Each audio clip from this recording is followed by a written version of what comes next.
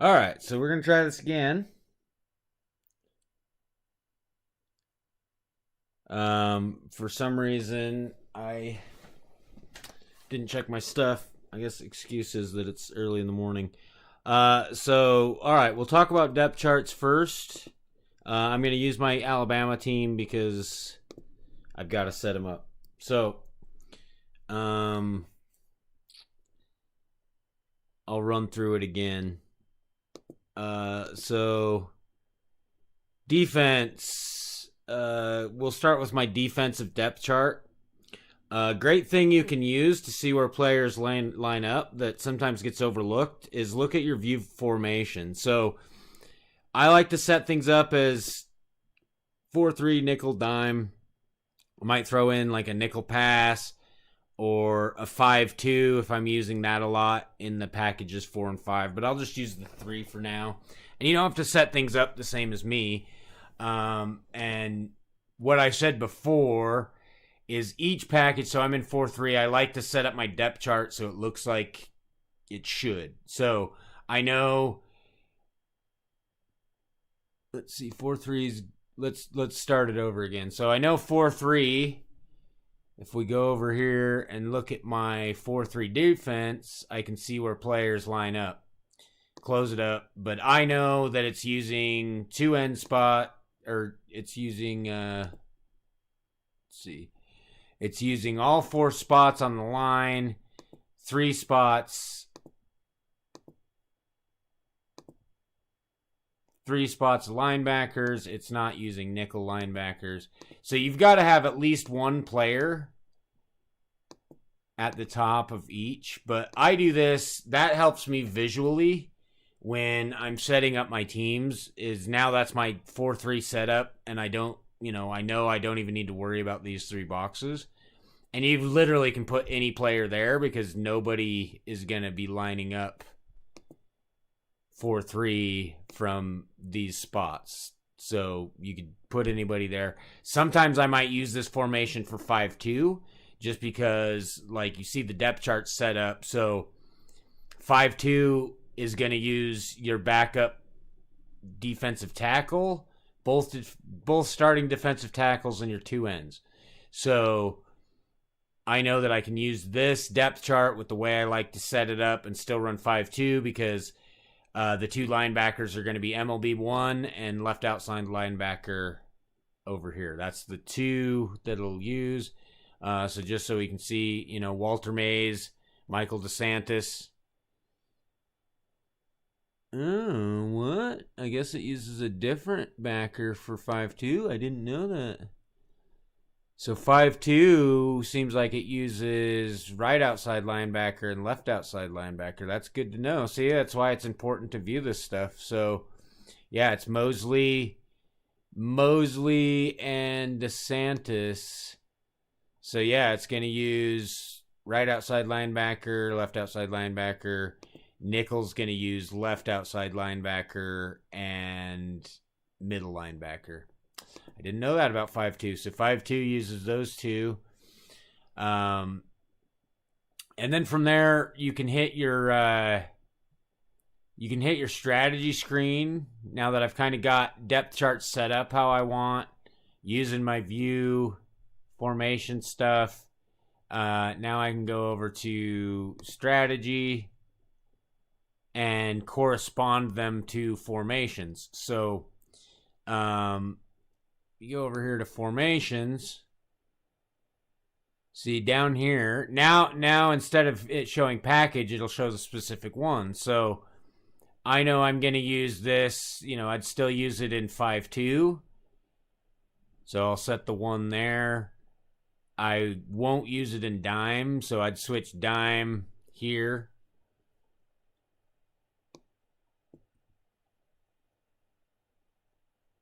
Switch to dime there.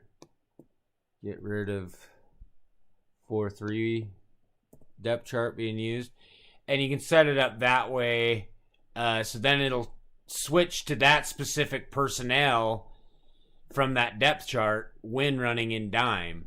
I use that a lot on offense. I'll usually run 3 or 4 depth charts for offense. Like, for example, I use different running backs in passing formations than I do in running downs. So, like, say for example, I'll have a package labeled running package.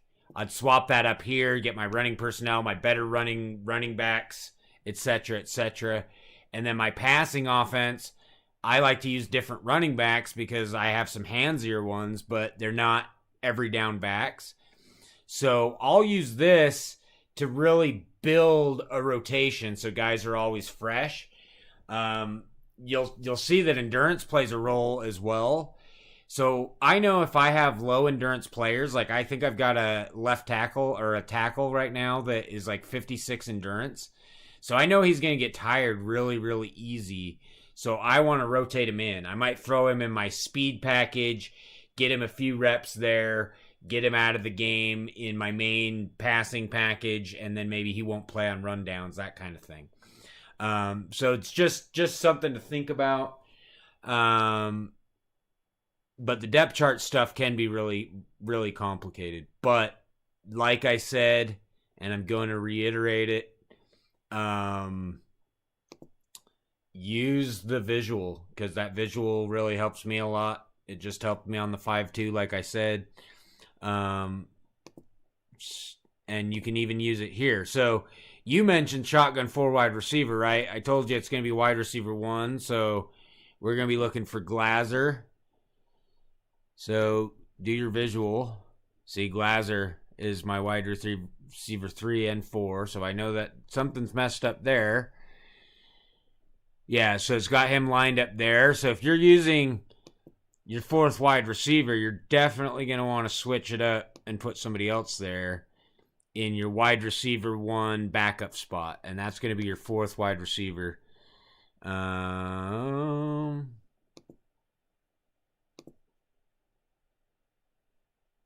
So we'll view it again now that I made that change. So see, or actually it's more like, yeah, your wide receiver 4 is going to be your backup 1, that guy. So I'll often build it like this team sucks, so I don't even like recognize any of these guys' names, don't really care about them because they're terrible. I'll throw. I have a specific wide receiver that I'll like to throw as my backup wide receiver 1, and it's not going to be the same. So I typically won't do my depth charts this way, where the player shows up 3 times. I'll make sure I've got a decent. I usually like to use this guy. And then I'll throw another really good wide receiver in the backup spot, a different one here, just to make sure that I've got fresh players. So rotations are important for that, and I think that's a big factor, honestly, in Utah, is I really rotate a lot, and I always have fresh players on the field. That's something you can build in when you get more in-depth with your depth charts. That's something you can build in. Let's go just take a look at Utah, actually, because I've got that all built. And I don't think it's really going to give anything away that matters that much. So we'll go take a look at my Utah team and how I set that up.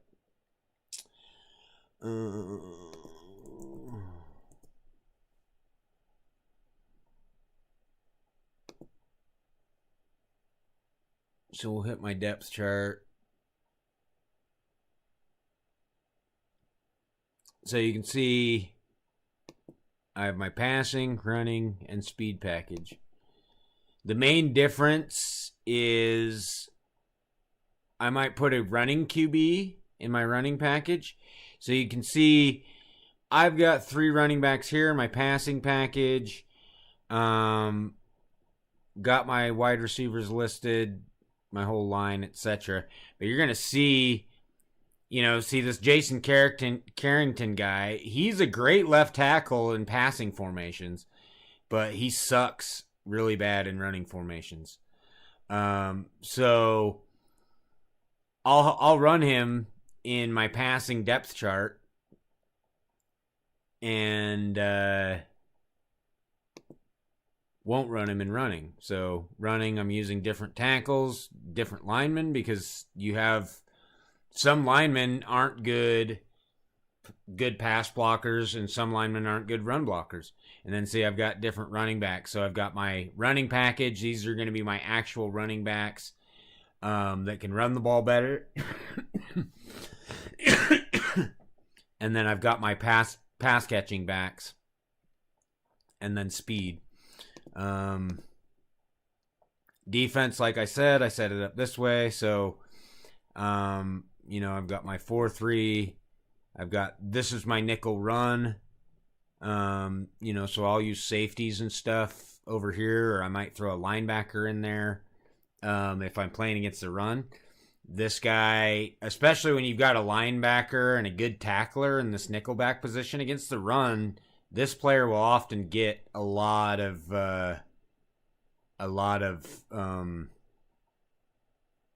tackles from this spot right here. 3-3-5, that kind of thing. Now let's see.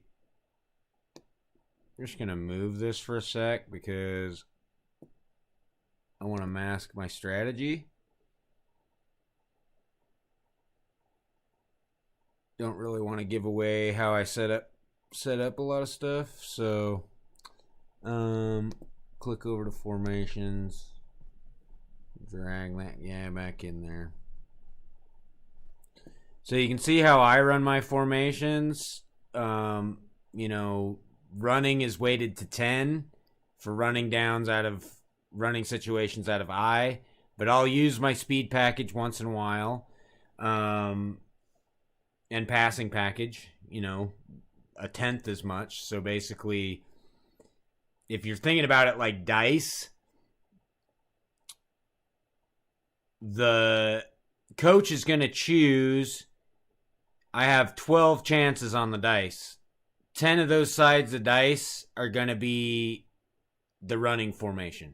But once in a while, you're going to throw some pass in there and some speed package in there as well. And I just use that as like a mix it up, give people a different look, try to throw them off guard kind of thing, even though I realistically know it's not realistic. Like, players aren't going to be able to do that and be like, oh, hey, he's running out this linebacker. That means they're going to pass. The game doesn't quite operate that way, at least as far as I can tell. And then from there, let's talk about defense. And I'm going to head back over to Alabama again to talk about building a defense.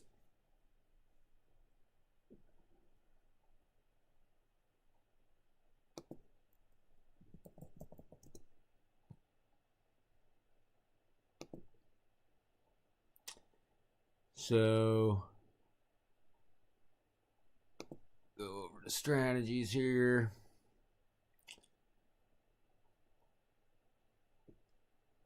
And go to custom playbook. And something I was explaining, that's right. So, when I'm building a playbook, I'll go look at my staff and see what they like. So, he likes 3-3-5 hybrid. Onus is on the safeties, which is kind of a bummer because my safeties are garbage at Alabama. Rushing the passer, he likes to do that. So I know a little bit about what he likes to do, and he likes to play aggressive. So I know I can build around that. This guy's also 3-3-5, mixing up coverage. So we got a guy that my defensive coordinator likes zone. My head coach likes mixing up coverage and targeting the run game. But I pretty much know that my base is going to be 3-3-5 just because that's both of my coaches. So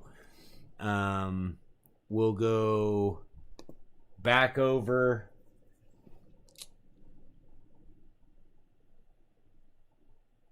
And I might take a look at their playbook as well.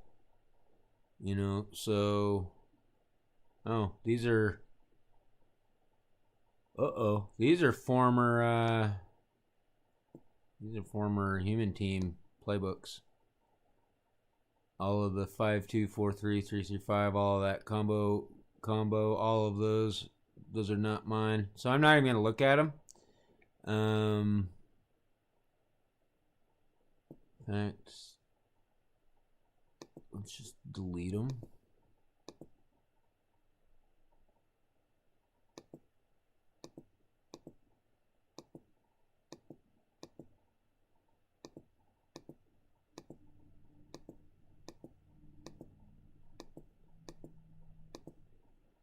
Yeah, these are definitely old human player playbooks. So I'll look at the coach's playbook and see kind of what they have in there, but it's gonna be trash. But they've got a lot of stuff. It looks like some 3-4, some 4-3. Let's see this guy. Yeah. So they're both throwing a bunch of hybrid in there. I don't make really huge playbooks, so we'll make a new one. Defense. But if I'm just starting out on a team, like I know Alabama's going to suck really bad this year, so I'm basically just going to use Alabama for a lot of data. I'm not expecting to win anything my first season. So I'll just kind of go with some stuff. And I know I want to run a lot of zone, so I'll start adding some plays. I like 3-3-5. Base coverage of cover 2 is often a great play. And I'll always start, I just weight everything as 1 as I add it. Let's see, so I know I want to blitz a little bit, so having these spies, that might be nice. Here we got a QB blitz or a linebacker blitz. I like to blitz, so that's kind of nice. But I know I'm going to play some zone, so let's get some zone out of man, which is that zone choke. Here's another zone play, and that's something you can look at. Or no, that's a man play, but that's something you can look at too. Is here and match it up to your coach stuff. So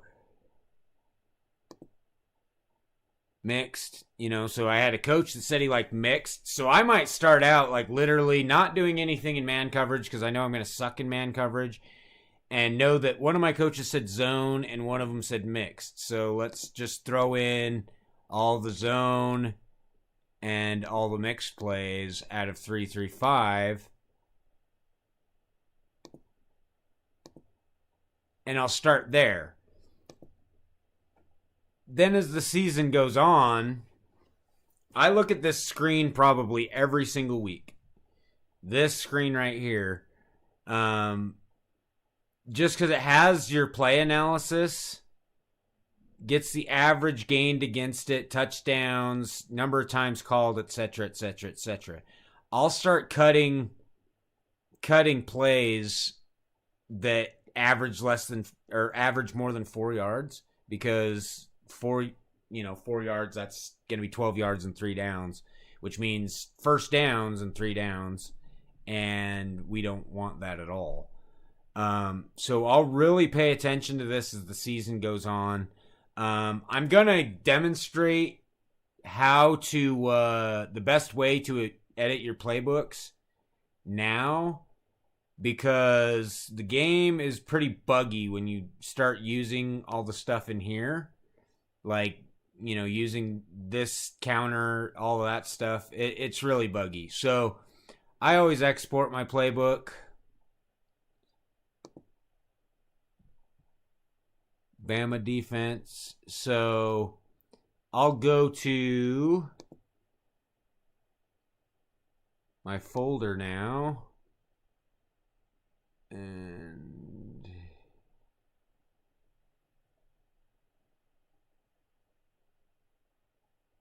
Bama defense. Open that with Notepad. So this is where I'll adjust. Let's see, I'll throw this back over.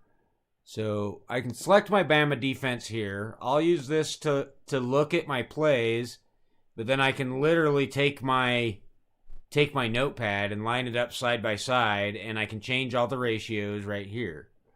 And that's how I'll do it. Then, do a quick save on it, and then you're going to go back up and import your playbook. So that's going to be in the P2P. So Bama defense, I know I saved it, re-import it. It's going to create Bama defense 1, so I'd go, all right, I've made my adjustments. We'll get rid of Bama defense, and we'll make it Bama defense 1. And then I'll really pay attention to this screen. It's the custom playbook screen rather than just the play analysis, because the play analysis kind of just like gives you everything and isn't really specific. But this is going to tell me how each of my plays is playing, and I'll adjust it over the season. But make sure you pay attention to what your coach wants to do, especially if you're just starting out doing defense. Look at your coaches, know what they like, set the strategies to be kind of their preferred thing. So I know we're going to be trying to run a aggressive defense, so you can kind of see here, aggressive. They like to be aggressive on offense. I'm probably not going to do that. But anyway, if you have any questions, just throw them up in the chat. A little more specifically after watching this video, and I'll be happy to answer them. But I think that's a pretty decent little overview on how to get it and pay attention and give you a little bit of clues. But I'm happy to answer questions anytime. So let me know, and